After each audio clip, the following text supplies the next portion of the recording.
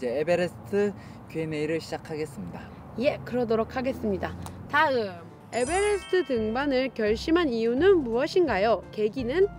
네, 제가 처음 히말라야 원정을 2013년도 가을 에베레스트로 다녀왔어요. 그때 경험도 없고 체력이 좋지 못해 캠프 3까지 밖에 가지 못했거든요. 그래서 아쉬움도 많았는데 그때 같이 갔던 등반 대장님께서 2018년에 에베레스트 원정을 다시 가보자고 하셔서 다녀오게 되었습니다. 에베레스트를 가기 전 산악 자격증이나 등산 취미가 있으셨나요? 네, 따로 산악 관련된 자격증은 없고요. 20대 초반부터 등산을 시작해 20대 중반에는 여러 차례 원정을 다녀왔습니다. 2013년도 가을 시즌에 에베레스트 등반, 2014년도 봄 시즌에 파키스탄 가셔부름 투라는 8,000m 등반, 그리고 2014년 그 해에 로체 남벽 등반, 그리고 2018년도에 에베레스트 등반, 이렇게 총 4번을 다녀왔습니다. 근데 많은 분들이 저희가 이번에 찍은 에베레스트 영상을 보고 에베레스트 등정에 대한 꿈을 가져서 저희는 정말 좋습니다. 그런데 조금 좀 우려되는 부분, 걱정되는 부분은 사실 경험이 없다면 결코 쉬운 산은 아니거든요. 물론 경험이 많은 등반가한테는 크게 메리트가 없는 산이지만 일반인들이 나도 가고 싶다고 그래 너도 다녀올 수 있어 한번 가봐 좋은 경험이잖아 이렇게 추천드리기엔 참 조심스러운 부분이에요. 혹시 고산 등반에 관심이 있으시다면 바로 8,000m 등반이 아닌 트레킹 피크라는 7,000m대 등반이 있는데 비용도 적게 들고 8,000m만큼 성취감과 경험과 자연을 볼 수 있기 때문에 추천드립니다. 사실 저희가 등반을 갔을 때 같은 시기에 한국인이 바로 옆에 초우유라는 8,000m 산에서 죽는 사고가 일어났어요. 그래서 저희 가족들도 놀라서 메시지가 오기도 했었거든요. 혹시 가시더라도 혼자서 상업 등반대를 가기보다는 몇 년간의 이런 자기와 맞는 파트너를 혹은 팀을 찾아서 같이 가는 걸 추천드립니다. 네, 그게 왜냐하면 좋을 것 같습니다. 상황이 좋지 못하면 서로에 대한 정이 그럼요. 없으면 솔직히 나도 힘들어서 죽을 것 같은데 이 사람을 두고 내려오겠죠. 그렇죠. 그렇게 돼요. 또 그렇다고 해서 그거를 도덕적인 문제로 너의 잘못이야라고 할 수 없는 게 거기선 자기도 죽는 상황이 되니까 자기 몸은 자기 스스로 챙길 수 있는 체력은 준비해 가야 되는 것 같습니다. 그래서 다음 질문은 에베레스트로 올라가기 위해 어떤 계획을 세우셨나요? 운동이나 언어적인 준비에 대해서 답변해 주세요. 네, 에베레스트 등반 같은 경우에는 기술적인 등반보다는 체력적인 부분이 크기 때문에 주로 유산소 운동을 많이 했어요. 매일 10에서 20km 정도 뛰었습니다. 잘 달리시나 봐요. 잘 달리진 못하고 올해는 달립니다. 그렇군요. 네, 덕분에 저도 같이 운동을 했습니다. 네, 운동 시키려고 저도 옆에서 같이 뛰었거든요. 에베레스트 정상까지 필요한 도구와 물품은 뭐가 있을까요? 네, 에베레스트 가기 위해서는 몇 톤의 짐이 필요하지만 너무 많기 때문에 정상에 가기 위한 물품만 소개해 드리자면 기본적인 장비, 크램폰, 피켈, 우모복, 하네스, 그리고 산소통, 레귤레이터, 우모 장갑, 카메라, 선글라스, 눈보라가 많이 칠 때 필요한 스키고글, 그리고 들고 갔지만 바르지 않았던 선블락 그리고 먹을 간식, 행동식, 파워젤 혹은 에너지바, 그리고 가장 중요한 물. 정상 갈 때는 얼음이 녹여서 끓인 물을 들고 가는데 그 외 베이스 캠프나 캠프 1, 2, 3, 4에서는 얼음을 녹여서 마십니다. 똑같네요. 다 얼음을 녹여서. 네, 얼음을 녹여서 마십니다. 그렇군요. 그리고 에베레스트 등반 비용은 얼마나 드나요? 저희는 기업의 후원으로 다녀왔기 때문에 정확한 등반 비용은 모르겠어요. 그런데 질문을 많이 주셔서 저희도 궁금해서 찾아봤거든요. 그랬더니 우선 입산료만 등반하기 위한 입산료만 11,000불이 듭니다. 11,000불이라 하면 하나로 한 1,200만 원 정도 되겠죠? 우선 허가증만 1,200만 원이 들고요. 그 외에 그 셀파 고용 비용 뭐 다 포함해서 약 5천만 원에서 1억 원 정도 들더라고요. 찾아보니까. 그래서 정말로 하실 생각이 있으시다면 그런 에이전시에 직접 연락을 하셔서 견적을 받아보시는 게 가장 좋은 방법인 것 같습니다.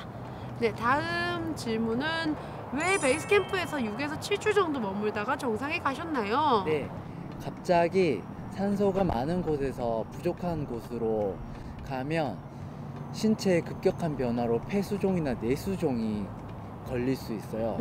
그래서 바로 사망을 하는 경우가 많습니다. 그래서 6에서 7주간의 시간을 가지고 캠프 1, 캠프 2, 캠프 3까지 왔다 갔다 하며 고소 적응을 합니다. 그래서 총 베이스 캠프에서 소요 시간이 6에서 7주 정도 걸립니다. 그렇군요. 그리고 등반 도중 대소변은 어떻게 해결하셨나요? 네, 캠프 2 경우에는 베이스 캠프와 마찬가지로 화장실 텐트가 있고요. 그 외에는 화장실 텐트가 없기 때문에 밖에서 해결해야 합니다. 베이스 캠프 위로, 그러니까 해발 고도 6,000m 이상으로 가면 신체가 평소와는 다르기 때문에 식욕도 많이 없고 신진대사 많이 저하가 되기 때문에 생각보다 음식 섭취를 많이 하지 못해 화장실을 거의 갈 일이 없습니다. 저 같은 경우에도 정상 갈 때는 화장실을 한 번도 안 갔거든요. 그래도 만약에 올라가다가 그 사람 많은 데서 화장실 가고 싶어지면 어떡해요? 어쩔 수 없이 그 사람들이 많은 곳에서 옆에서 볼일을 해결해야 하죠. 그건 정말 어쩔 수가 없는 거네요. 그래서 다들 그거를 항상 염두에 두고 있기 때문에 많은 음식도 먹지 않을 뿐더러 에너지 딱 가장 필요한 딱 에너지만 필요한 에너지만큼 먹고 쓰고 내려오기 때문에 대변 활동이 거의 없습니다. 처음 알았어. 그리고 산소통이 고장났을 때 심정은 어떠셨나요? 저는 진짜 무서웠을 것 같아요. 솔직한 심정은 정상이 눈앞에 보이니까 올라가고 싶다는 생각이 먼저 들었어요. 산소가 없어도? 네, 왜냐면 이 진짜 에베레스트를 오기 위해서 내가 그동안 준비한 걸 생각하면 언제 다시 올지도 모르고 정상이 눈앞에 보이는데 올라가고 싶다는 생각이 먼저 들었는데 나를 생각해야지. 거기 올라갔다고 죽으면 일단 솔직한 심정이니까 올라가고 심정이 들었고 이제 2차적으로 생각해 보니까 이대로 올라가다가는 죽을 수 있는데 뭐 송이도 생각나고 집도 생각나고 그래서 어떻게 해야 되지? 고민을 많이 했어요. 올라가야 될까 말아야 될까 그랬는데 운이 좋게 생명의 은인이 나타나셔서 정상에 다녀왔어요. 그럴 땐 내려와야죠. 왜냐면 갔다가 근데 이게 죽으면, 그 상에 가면 마음이 아니래도 내가 1년 혹은 진짜 거기서 내가 무슨 6주간 2013년부터 아니지 그 전부터 히말라야 산을 가보고 싶었는데 그 기회가 왔어. 왔는데 그렇게 그 기회가 왔는데 거의 당장 지금 눈앞에는 올라가기- 보이고 진짜 몇 시간만 가면 도착하는데 그럴 수 있겠다. 내가 죽을 수 있으니까 내려와야지 이런 생각이 저는 절대 안 들더라고요. 이게 솔직한 심정입니다. 어쨌든 남을 힘을 다해 정상까지 올라갔다면 정상은 갔겠지만 내려오다가 네. 큰 사고가 났지 않을까 싶습니다. 그럴 것 같아요. 자, 그러면 다음 질문은 나에게 하는 질문이다. 네, 쏨님은 베이스 캠프에서 남편이 올 때까지 무엇을 하고 있었는지 걱정은 되지 않았는지 궁금합니다. 저는 베이스 캠프에서 직책이 베이스 캠프 매니저였습니다. 올라가는 동안 항상 사고에 대비해 무전을 받고 또 고산에서 먹는 음식을 준비할 때 확실히 거기 아무리 쿡이 있긴 하지만 그래도 한국인이 하는 요리가 더 맛있으니까 제가 또 특별식을 이렇게 반찬을 만들어주곤 했죠. 그 위에도 베이스 캠프에서 촬영도 하고요. 그렇게 여러 가지 일을 원정대를 돕는 일을 한 것 같습니다. 걱정은 많이 됐죠. 그런데 걱정은 되지만 그만큼 믿는 부분이 더 많았기 때문에 믿고 기다렸죠. 그랬더니 돌아왔네요. 그리고 또 나에 대한 질문이네. 네, 베이스 캠프에 뭐 스마들만 있던데 송이 씨는 혼자 텐트 생활할 텐데 위험하진 않았는지 궁금합니다. 솔직히 저도 처음 가보는 곳이기 때문에 위험하진 않을까? 왜냐면 다 남자들이 많고 하니까 위험하진 않을까 했는데 생각보다 전혀 위험한 점은 없었어요. 왜냐면 다 친구처럼 지냈고 옆 텐트 또 막 인도 사람들, 중국 사람들 다 놀러 다니면서 친해져 있었기 때문에 오히려 저는 보호받는 기분이었는데요. 아니 그런데 뭐 사고가 생길 수도 있겠죠. 그런데 저 개인적으로는 네 매우 안전했습니다. 네, 그리고 다른 한국 팀들도 있어서 맞아요. 네 잘 그래서 지냈습니다. 재밌게 잘 보냈던 것 같습니다. 텐트 안도 많이 춥나 봐요? 새벽 같은 경우는 영하 한 20도, 2, 30도 그렇죠. 네, 정도 되니까 밖에 물을 두고 자며 어는 건 기본이고 그렇죠. 왜냐면 텐트라는 게 일반 집과 다르게 전혀 난방 시설이 없잖아요. 그래서 바람만 막아주는 정도다 보니까 텐트 안도 정말 춥습니다. 이게 해가 뜰 때와 해가 질 때의 온도차가 너무 심해서 해가 지는 순간부터 특히 밤에 새벽 한 4, 5시가 되면 영하 10도 이하의 베이스 캠프조차도 그러니까 저는 경험해보진 않았지만 그 위는 얼마나 추울까 그런 생각에 항상 잘해주곤 했죠. 워낙 히말라야라는 곳이 기후 변화에 따라서 쉬운 곳이 될 수도 있고 위험한 곳이 될 수도 있기 때문에 참 예측하기 힘든 것 같습니다. 네, 하늘이 도와줘야만 열린 그 정상까지의 길이 열리는 것 같습니다. 그래서 날이 좋으면 사람들이 한 번에 몰리기 때문에 그런 정체 현상이 생기는 것 같습니다. 그러면 올라가다 보면 얼어 죽은 분들이 많이 보이나요? 네, 비하인드 영상에서도 보셨다시피 제가 올라갔을 때는 2017년도에 죽은 인도인 시신 2구만 있었습니다. 그 외에도 많은 시신이 있겠지만 얼음 속이나 눈에 덮여 있어서 보이진 않습니다. 그렇군. 로프는 그러면 누가 설치를 해주나요? 네, 2013년도 가을 시즌 경우에는 저희밖에 없어서 사다리 및 로프를 저희가 다 직접 설치했고요. 2018년 봄 시즌 에베레스트 경우에는 네팔 정부에서 SPCC라는 아이스볼 닥터 팀이 로프 설치 및 사다리를 다 유지 보수했습니다.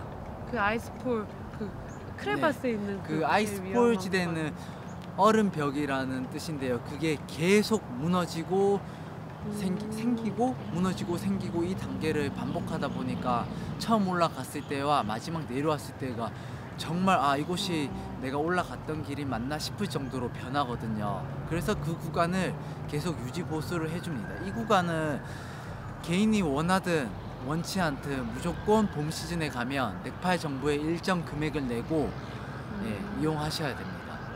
그게 싫으시다면 가을 시즌이나 겨울 시즌에 가셔서 직접 설치하는 방법이 있겠습니다. 무슨 사고가 났나 봐. 그러게요. 네. 아무튼 네 다시 이제는 그러면 에베레스트 질문이 거의 마무리되었는데 궁금함이 조금은 풀리셨을지 모르겠네요. 아니다. 궁금하신 점이 있으면 조금 더 있다. 됐어. 그리고 다음 질문. 등반 중 배터리 충전은 어떻게 하셨나요? 워낙 극한 상황이고 춥다 보니까 배터리가 풀 충전했는데도 5분 정도만 촬영하면 꺼져요. 그렇기 때문에 배터리를 10개 정도 챙겨갔고요. 10개도 부족하니까 외장 배터리를 챙겨가 충전하면서 사용했습니다.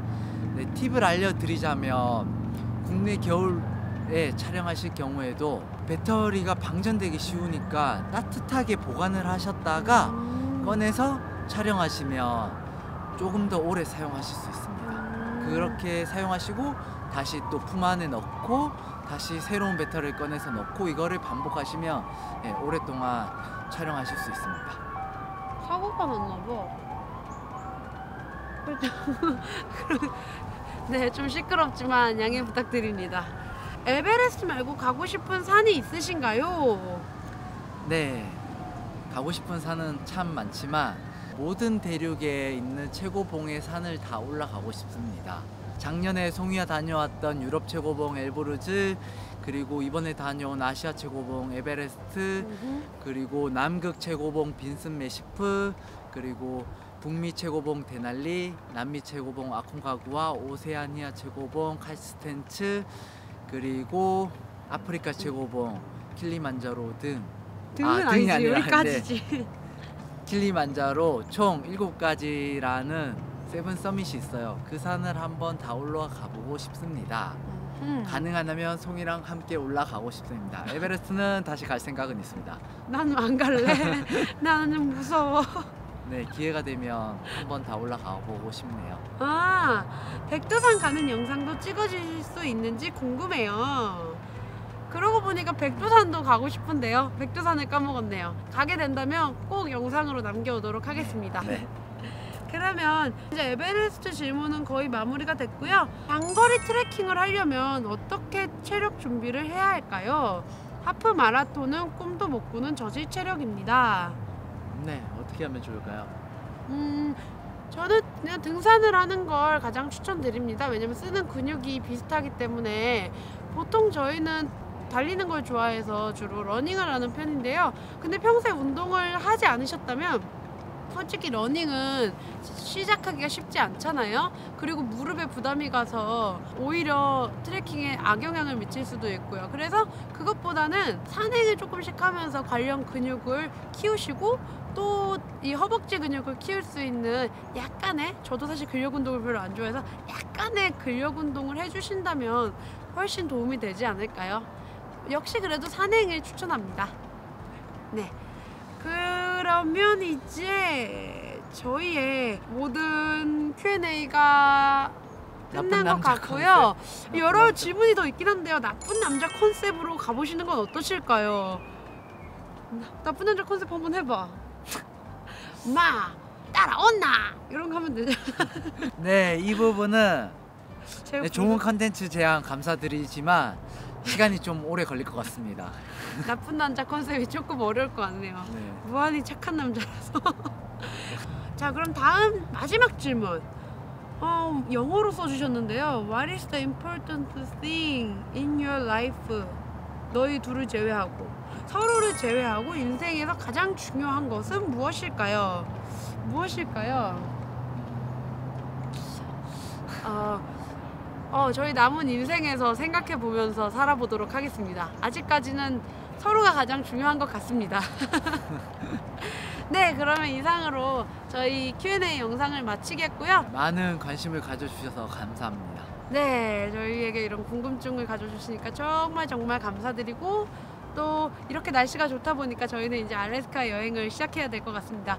알래스카 여행도 하고 그 영상을 다음 주부터 풀어보도록 하겠습니다. 재밌게 봐주셔서 감사합니다.